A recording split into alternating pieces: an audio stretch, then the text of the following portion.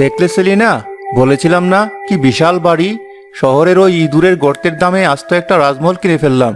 ছাদগুলো দেখেছো কত উঁচু।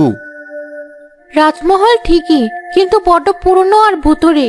কেমন একটা স্যাঁতস্যাঁতে পুরনো গন্ধ নাকে আসছে। চারদিকে তাকালে কেমন গা ছমছম করে। ওয়াও বাবা, এটা অসাধারণ। আমি তো এই বাড়িতে হারিয়েই যাব। আচ্ছা বাবা, ওই কোণার ঘরটা অমন করে তালা দেওয়া কেন? ওটাতে কি আছে? ওটা হয়তো স্টোর রুম হবে বাবা। পুরনো জমিদারের কত জিনিসপত্র থাকতো। জালাল মিয়াকে জিজ্ঞেস করলে জানা যাবে। এখন এসব ছাড়ো, আগে জিনিসপত্রগুলো ঠিকঠাক মতো ভেতরে আনা দরকার। যে লোকগুলো মালপত্র দিয়ে গেল, ওরা কেমন অদ্ভুতভাবে আমাদের দিকে তাকাচ্ছিল। ফিস ফিস করে কি যেন বলছিল। মনে হচ্ছিল আমরা কোনো ভুল জায়গায় এসে পড়েছি। আরে ধুর, গ্রামের মানুষ তো। এত বড় পুরনো বাড়ি নিয়ে ওদের নানা রকম কল্পকাহিনী থাকে। তুমি এসবে কান দিও না তো। তুমি বরং রান্নাঘরের দিকটা একটু দেখো, গোছানোর ব্যবস্থা করো। আমি আর রাতুল বাকি ঘরগুলো একবার ঘুরে দেখি। আমার একদম ভালো লাগছে না আনিস, সত্যি বলছি। মনে হচ্ছে এই বাড়ির দেয়ালগুলো পর্যন্ত আমাদের দিকে তাকিয়ে আছে। কেমন একটা অস্বস্তি হচ্ছে। তুমি সবসময় একটু বেশিই ভাবো সেলিনা।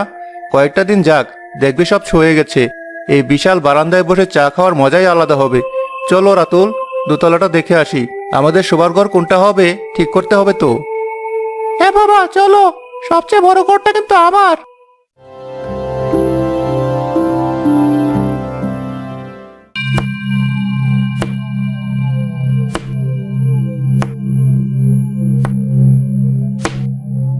আনিস, আনিস ওঠো, শুনতে পাচ্ছো?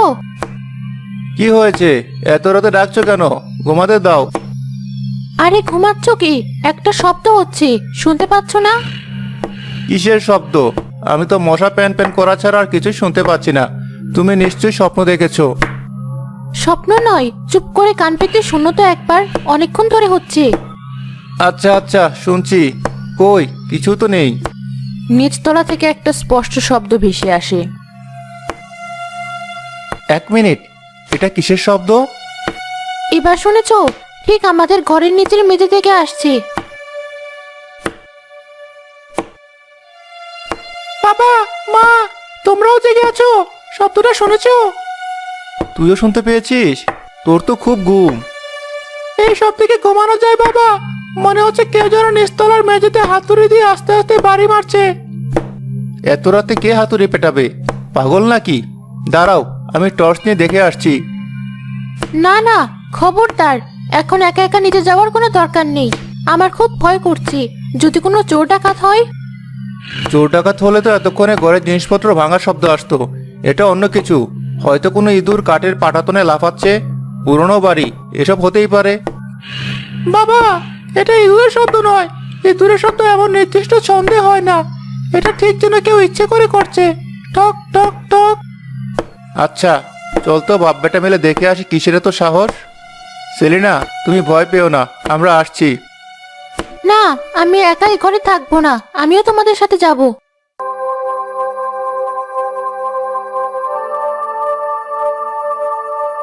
কই, এখানে তো সব শান্ত, কোনো শব্দ নেই। কি আশ্চর্য! আমরা নামতেই থেমে গেল।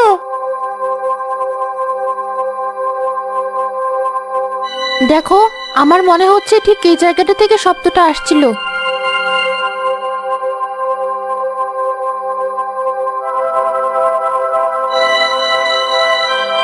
না, কিচ্ছু শোনা যাচ্ছে না। বললাম তো কিছু না। চলো এবার শুয়ে পড়া যাক। কাল সকালে সবার আগে জালাল মিয়াকে জিজ্ঞেস করতে হবে ব্যাপারটা।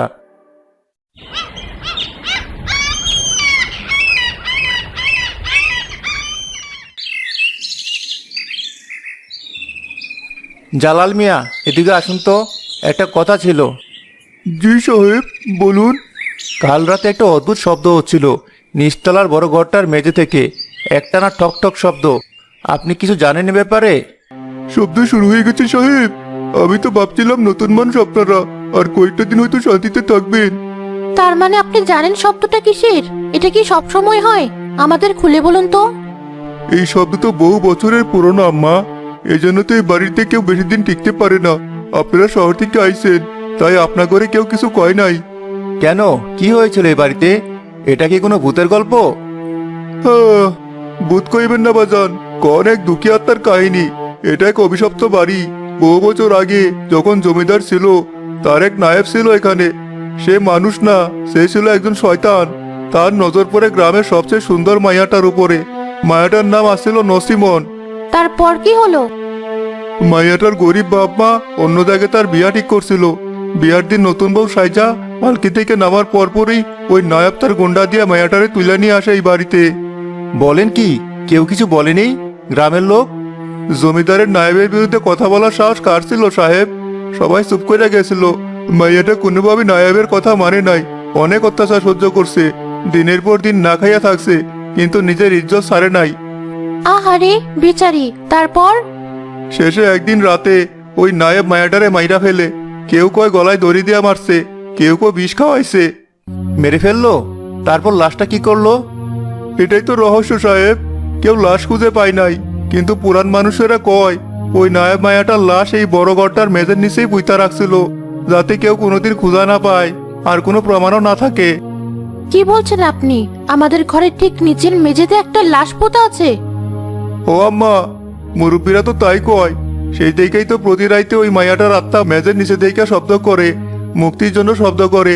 নিজের কবরের উপর আওয়াজ কইরা জানাই যে আমি এখানে আসি। গ্রামের মানুষ ডরে ওরে শাকচুন্নি কয়। কয় বিয়ার সাজেই মায়াটা মারা গেছিল, তাই তার আত্মা শান্তি পায় নাই। এগুলো সব গাঁজাখড়ি গল্প জালাল মিয়া, কুসংস্কার। নিশ্চয়ই উইপোকা বা অন্য কোনো বাস্তব কারণ আছে। সাহেব, আপনি বিশ্বাস করলেন না? বহুত মানুষ আপনার মতো অবিশ্বাস কইরা এই বাড়িতে থাকতে আইছিল। এক রাতের বেশি কেউ টিকতে পারে নাই। শব্দটা রাইতে হইলে আপনাদেরও ঘুমাইতে দিবে না। দিন দিন আরো বাড়বো, আপনারা সাবধানে থাইকেন।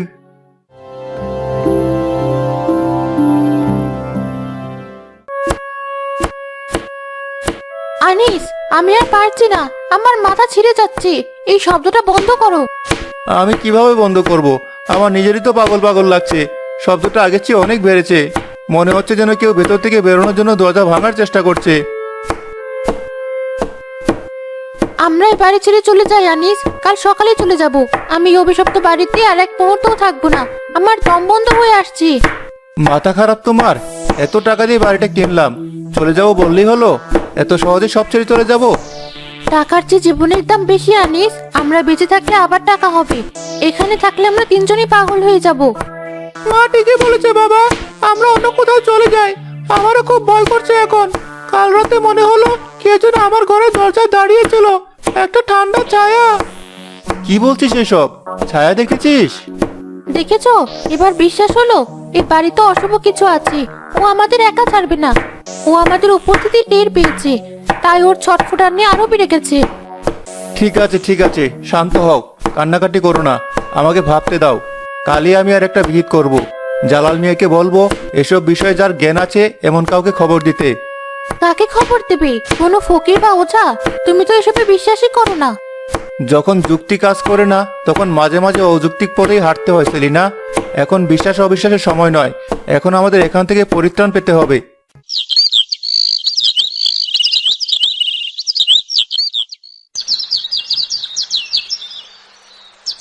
সাহেব, ইনি ফরিদ ফকির। এই তল্লাটে উনার মতো জ্ঞানী আর পরহেজগার মানুষ আর নাই। উনি যা বলার বলবেন। আসসালামু আলাইকুম। আপনি কি ফরিদ ফকির? ওয়ালাইকুম আসসালাম। জি বাবা, জালাল আমার কাছে গিয়েছিল, সব শুনলাম। আপনারা খুব বিপদে আছেন। দেখুন, আমি এসবে বিশ্বাস করি না, কিন্তু আমার স্ত্রী আর ছেলে খুব ভয় পেয়েছে। শব্দের কারণে আমরা রাতে এক মুহূর্তেও ঘুমাতে পারছি না। যদি এর কোনো বৈজ্ঞানিক ব্যাখ্যা থাকে বা আপনাদের যদি কিছু করার থাকে। সবকিছুর বৈজ্ঞানিক ব্যাখ্যা হয় না বাবা। কিছু জিনিস অনুভবের, কিছু জিনিস বিশ্বাসের। এই বাড়ির বাতাসে আমি পা রাখার সাথে সাথে একটা ভারী কষ্ট অনুভব করেছি। এখানে অনেক কান্নার যন্ত্রণা জমে আছে। আপনি কি কিছু করতে পারবেন? আমরা কি এই শব্দ থেকে মুক্তি পাবো? আমি চেষ্টা করতে পারি, তবে তার আগে আমাকে সেই জায়গাটা দেখতে হবে যেখান থেকে শব্দটা আসে। আমি একা সেখানে কিছুক্ষণ থাকতে চাই।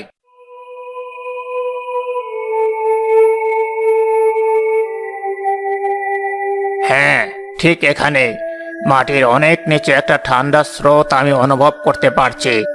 একটা অতিরিক্ত নিষ্পাপ আত্মা এখানে বন্দী হয়ে আছে। সে মুক্তি চাইছে। আত্মা কি আমাদের সাথে কথা বলতে পারবে?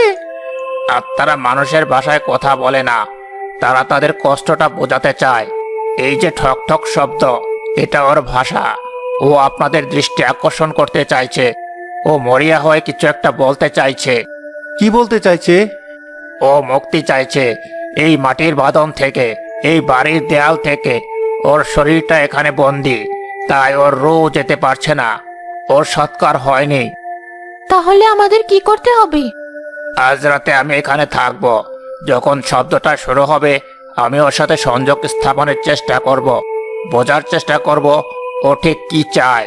তবে একটা কথা, আমার কাজে কেউ বাধা দেবেন না। আর যাই ঘটুক, ভয় পাবেন না, মনে সাহস রাখবেন, সৃষ্টিকর্তার ভরসা।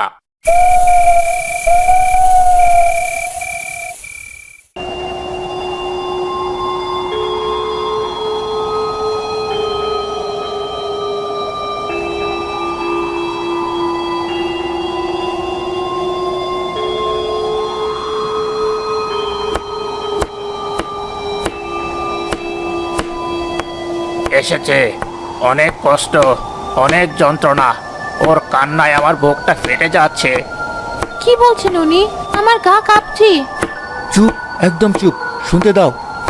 এ তুমি মা, কি চাও? কেন এত কষ্ট দিচ্ছ নিজেকে আর এই বাড়ির মানুষদের? ভয় পেও না, আমরা তোমার শত্রু নয়। ঠক ঠক শব্দটা হঠাৎ থেমে যায়। একটা হিমশীতল বাতাস পুরো ঘর দিয়ে বয়ে যায়। মোমবাতিটাও দপ করে নিভে যায়। আলো নিভে গেছে। শান্ত হও, কিচ্ছু হয়নি। রাতুল, টর্চটা জ্বালা। না, আলো জ্বালানোর দরকার নেই। ও ভয় পাচ্ছে, ও কথা বলতে চাইছে। অন্ধকারেই থাকতে দিন। বলো মা, ভয় পেও না, আমরা তোমার ক্ষতি করতে আসিনি। আমরা তোমাকে সাহায্য করতে চাই। তোমার কি হয়েছে আমাদেরকে বলো। ঠক ঠক শব্দটা আবার শুরু হয়, কিন্তু এবার খুব ধীরে ধীরে, যেন কোনো সংকেত দিচ্ছে।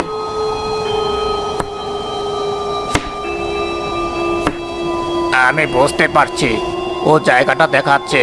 ও বলছে আমি এখানে, আমাকে বের করো। ওর দেহটা ঠিক এই মেজের নিচেই আছে। জালাল মিয়ার কথাই সত্যি। এর মানে আমাদের এই মেঝে ভাঙতে হবে?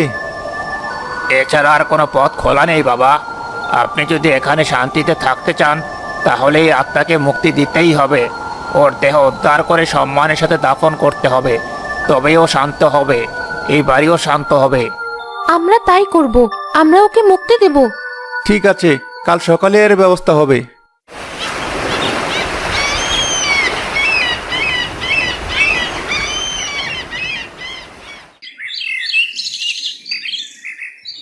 জালাল মিয়া, লোক ঠিক হয়েছে? জি সাহেব, গ্রামের সবচেয়ে সাহসী দুজনকে আনছি, ওরা কাজ শুরু করবে। এখান থেকে খোঁড়া শুরু করো, সাবধানে করবে। বেশি তাড়াহুড়া করার দরকার নেই, খুব সম্মানের সাথে কাজটা করতে হবে। কোন কি সাহেব, এই বাড়ির মেঝে ভাঙবো? গ্রামের লোক তো এই ঘরের নাম শুনলেই ডরায়। তোমাদের ভয় পেতে হবে না, যা টাকা লাগে আমি দেব। কাজ শুরু করো।